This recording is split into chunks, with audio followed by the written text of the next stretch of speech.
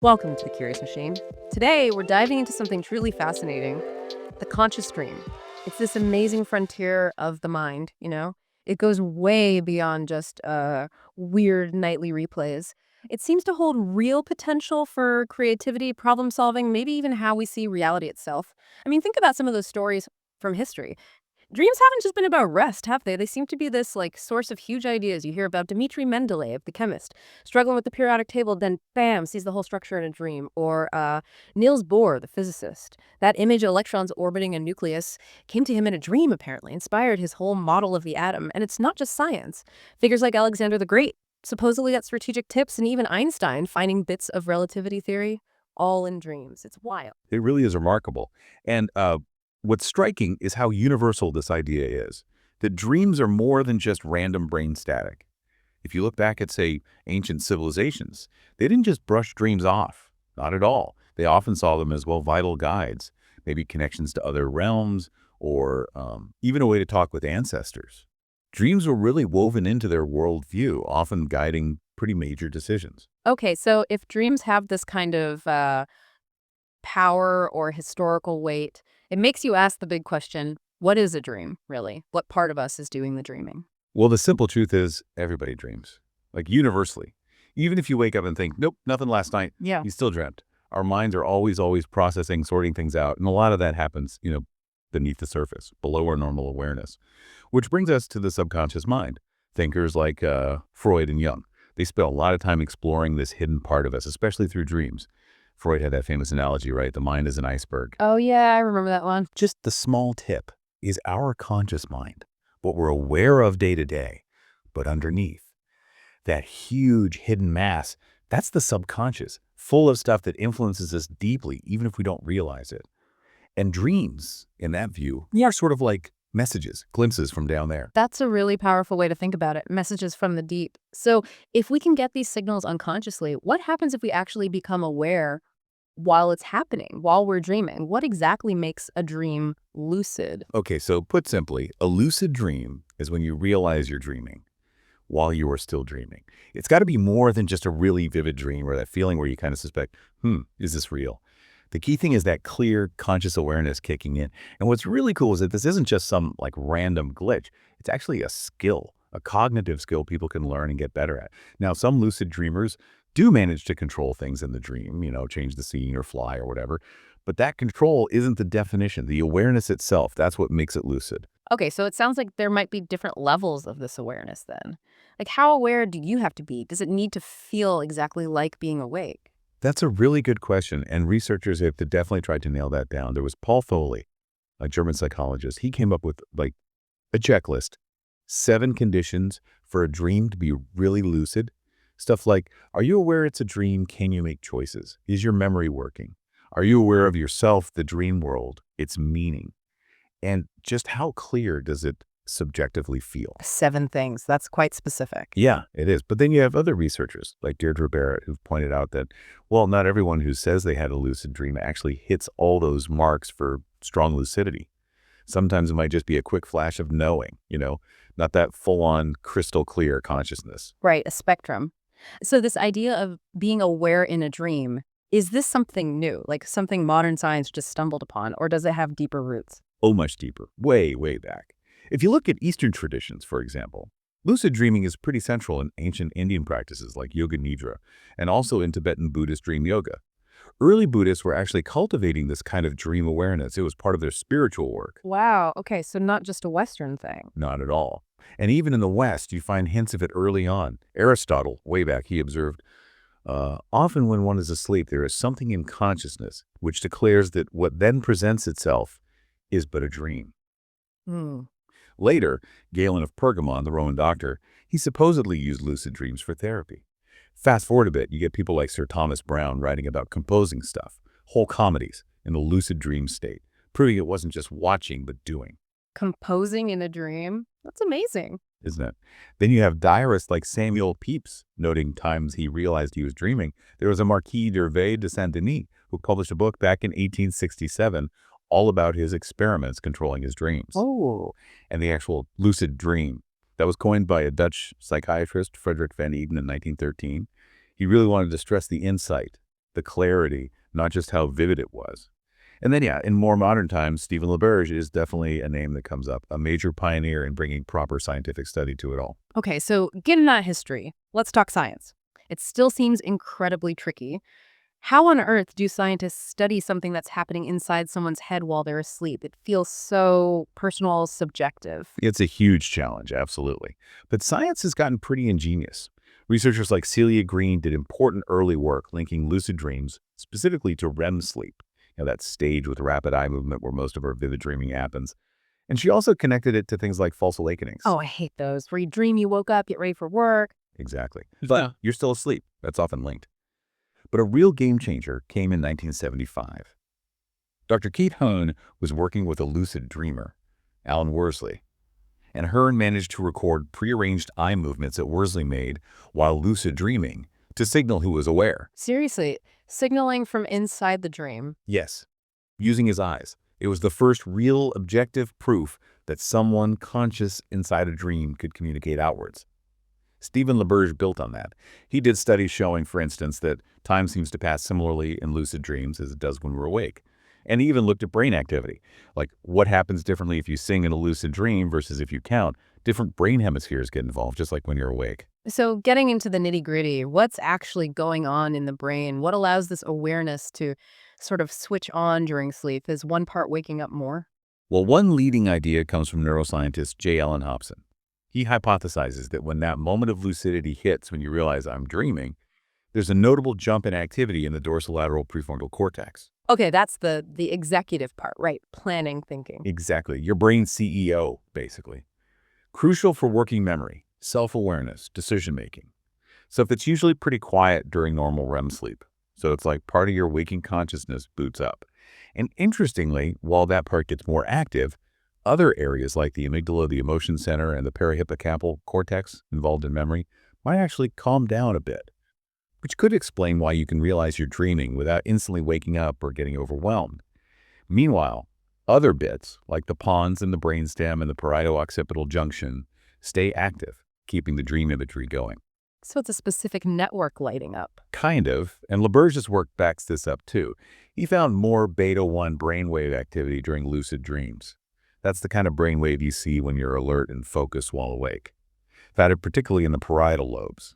Again, points to higher consciousness. It also explains why some techniques work, like Paul Foley's idea of constantly asking, "Am I dreaming?" when you're awake. Build a habit, and it triggers in the dream. That makes sense. Train the brain. Right. And there was even a study in 2018 looking at a drug, galantamine. It boosts acetylcholine levels. That's a key neurotransmitter for memory and alertness. And guess what? It significantly increased how often people had lucid dreams. Wow, a drug can do that. Okay, this leads to a pretty mind-bending question then. Could we actually, like, talk to someone who's dreaming? Communicate in real time? That sounds straight out of Inception. It does, doesn't it? But believe it or not, it's moving from science fiction to science fact. There's been some truly groundbreaking research demonstrating two-way communication, real-time conversations, using those signals, like eye movements or even tiny facial muscle twitches, that the dreamer controls consciously from within the lucid dream. Experimenters ask questions, sometimes quite complex ones, and the dreamer responds. It shows they can understand language, use working memory, all while definitely asleep and dreaming. It just blows the doors open for research, right?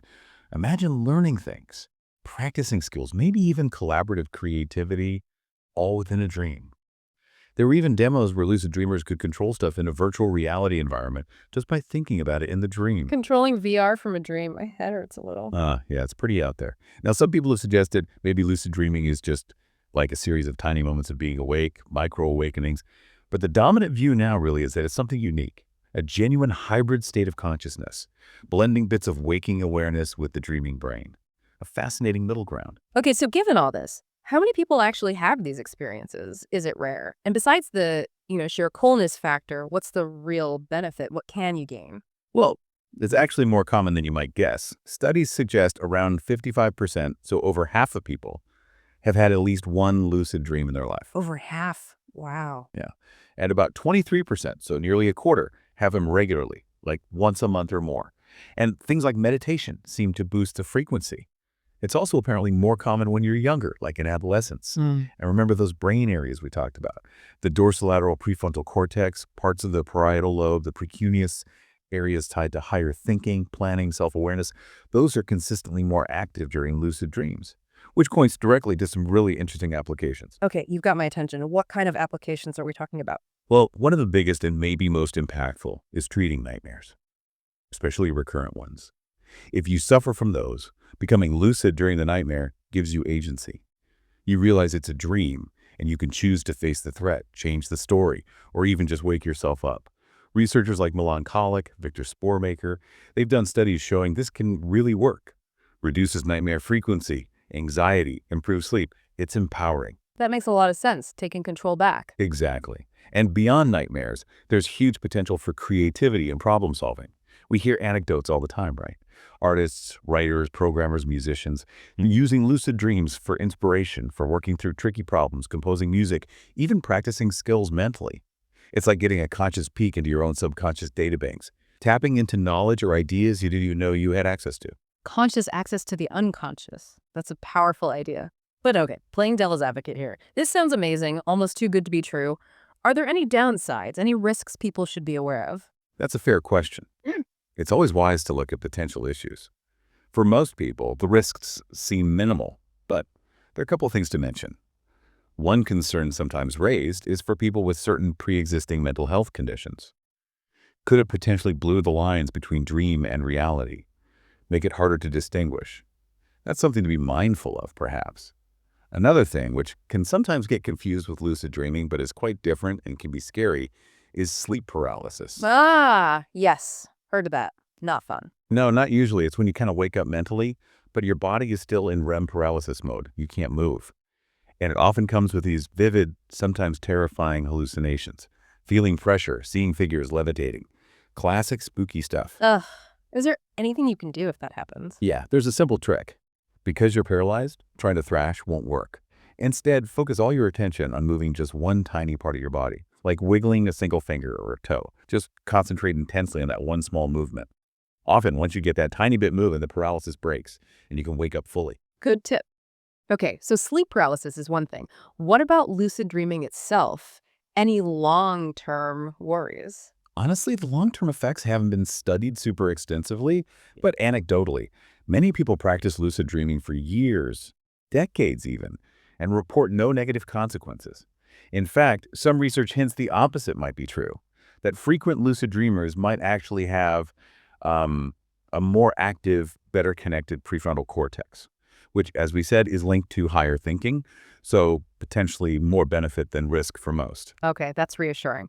Which brings us to the big question I'm sure is on a lot of listeners' minds right now. Can I do this? Can you listening learn to have lucid dreams? Or is it just for certain people? The clear answer is yes, absolutely. It is considered a learnable skill. People like Kristen Lamarca, a clinical psychologist specializing in this, even talk about stages of learning it, from being a complete beginner to becoming an expert. It takes practice, but it's accessible. There are several practical techniques you can start using. All right, let's break those down. If someone wants to try this tonight, where should they start with step one? Okay, first up is something simple, self-suggestion, or using a mantra. Before you fall asleep, just calmly repeat to yourself that you will become aware in your dream. Keep it short, positive, like, tonight, I will know I am dreaming, or I will consciously experience my dream. Do it consistently, but don't stress about it. Gently plant the suggestion. Second technique, dream journaling. Super important. Keeping a diary by the bed. Exactly. Keep a notebook and pen right there. As soon as you wake up, even if it's just fragments, write down anything you remember. Date it, maybe give it a title. Some people find writing it in the present tense helps, like you're reliving it. The key here is it trains your dream recall, and you start noticing patterns, recurring things, weird inconsistencies. These are your dream signs, clues that you're dreaming. Okay, mantra, journal. What's next? Third, reality testing. This one you do while you're awake. Throughout your day, multiple times, genuinely stop and ask yourself, am I dreaming right now? And don't just ask, test it. Do something that would be impossible in waking life, but possible in a dream. Like, try to push your fingers straight through the palm of your other hand, or try pushing your hand through a wall or table. Which obviously won't work, hopefully. Right. When you're awake, your finger stops. But the idea is, if you make this a regular habit, you'll eventually do it in a dream. And in the dream, your finger might just pass right through your palm. And that's your trigger. Boom, instant lucidity. Building the habit so it carries over. Clever. Exactly. Fourth, basic but crucial, good sleep hygiene. Have a consistent bedtime routine that helps you wind down, maybe a warm shower, read a bit, light meditation, whatever relaxes you. Try to go to bed and wake up around the same times each day. And lay off the stimulants before bed. Caffeine, nicotine, alcohol can all mess with REM sleep. And finally, number 5, gentle awakening. When your alarm goes off or you naturally wake up, don't just leap out of bed. Lie still for a moment, keep your eyes closed if you can, and just gently scan your memory for any dream wisps, any images, feelings, snippets. Don't force it, just be open to recalling. This really helps solidify dream memories over time. That's a fantastic set of tools: self-suggestion, journaling, reality tests, sleep hygiene, gentle waking. So, if someone listening really commits to this, practices these techniques, what's the ultimate payoff? What can they really get out of exploring their dreams consciously? Oh, the potential is just vast. It's hard to overstate. I mean, imagine stepping into a world where the normal laws of physics just don't apply. Yeah. You could experience flight, pure unaided flight. You could shapeshift, become anything or anyone. You could travel through time, teleport instantly, move objects just by thinking about it, even communicate telepathically with the characters in your dream. Wow. You could choose to meet specific people, maybe historical figures, mentors, loved ones. Ask them questions, gain insights. Use the dream space to actively work on real-world problems, get creative solutions. As we mentioned, it's a powerful way to confront and overcome fears, especially nightmares. Turn them from terrifying into empowering experiences. On a deeper level, it can really boost your overall psychological well-being, lead to greater self-understanding, personal growth. Think about it. We spend, roughly a third of our lives asleep? That averages out to maybe 25 years over a lifetime. Lucid dreaming offers the chance to transform that time from just passive rest into an active, incredibly rich, creative, and fulfilling adventure playground. It's turning sleep into another dimension of conscious experience. What an incredible journey we've taken today, really diving deep into the conscious dream. We've seen it's not just fantasy, but a real scientifically studied phenomenon. It's got this amazing history, from ancient Wizard traditions right up to modern brain science. And the potential seems immense, exploring our own minds, boosting creativity, tackling fears, maybe even learning more about consciousness itself. It really is. It feels like one of the great frontiers, doesn't it? Understanding our own consciousness, lucid dreaming offers such a unique window into that, bridging our waking world and the world within. Shows us how much more there might be to our own minds. So here's a thought to leave you with. Imagine a dream so vivid, so real, it feels absolutely indistinguishable from your waking life right now. If your dreaming self can learn to control a virtual world, as that research suggested, what might that imply about the reality you perceive every day? What could you discover? What could you achieve if you could consciously navigate that inner landscape of your dreams? And what might that exploration tell you about the true nature, the deeper potential of your own mind? Maybe it's worth trying out some of those techniques we talked about tonight. See where your dreams might consciously take you. Thank you very much for sharing this enjoyable conversation with us. Until we meet again tomorrow with a brand new topic, take very good care of yourselves. Goodbye.